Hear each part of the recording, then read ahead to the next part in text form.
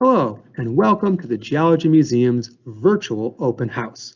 My name is Rich, and I'm the museum's director, and I have a marvelous fossil to share with you today. Since this year's open house is virtual, I thought it would be only fitting to show you an ancient vertebra, thereby putting the vert in virtual. For starters, though, the backbone is not a single bone. It's a string of individual bones, a parade of bones, and each of these bones is called a vertebra. And the vertebra at the front of the line, the very first one in the neck, is called the atlas. Why?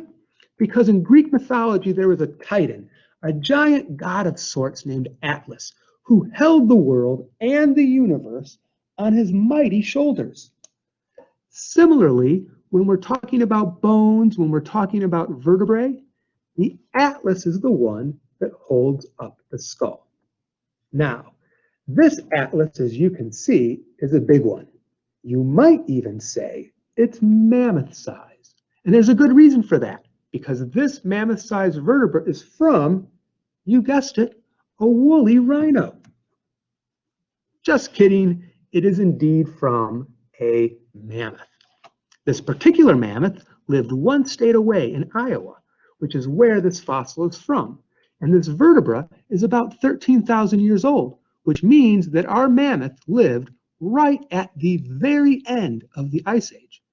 I would also like to point out that mammoths also lived in Wisconsin during the Ice Age, including right here in Madison.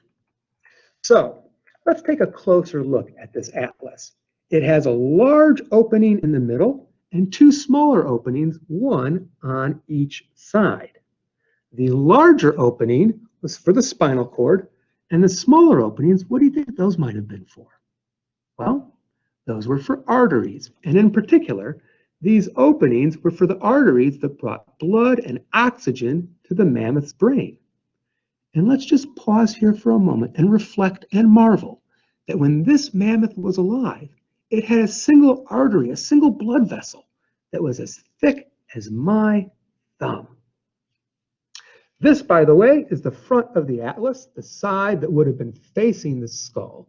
And see these two curved surfaces here?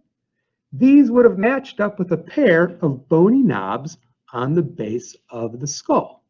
And when our mammoth would have rotated its head, it was this bowl-shaped joint that made such movement possible.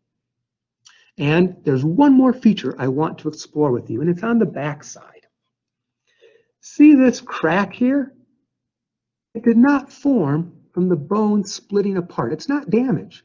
Instead, it's a clue that tells us this mammoth was not a mature adult when it died. It was an adult, but a young adult, maybe, say, 20 years old. Although this atlas is a single piece now, that wasn't the case when this mammoth was born. Back then, its atlas was made of three separate parts. One half of this arch, the other half of this arch, and the lower portion of the vertebra. As this mammoth got older, these separate parts were fused together. They grew together, and they were combined to form a single vertebra. But this crack shows us that these two halves of the arch had not completely fused together. It wasn't a mature adult yet. Had this mammoth lived a few years longer, this crack eventually would have closed up and disappeared. So, I hope you enjoyed learning virtually everything I can tell you about this vertebra. And I thank you for attending our online open house. And I'd like to give a special shout out of appreciation to the Friends of the Geology Museum who got us this Mammoth Atlas back in 2019. And once the Geology Museum reopens, I invite you all to drop by for a visit.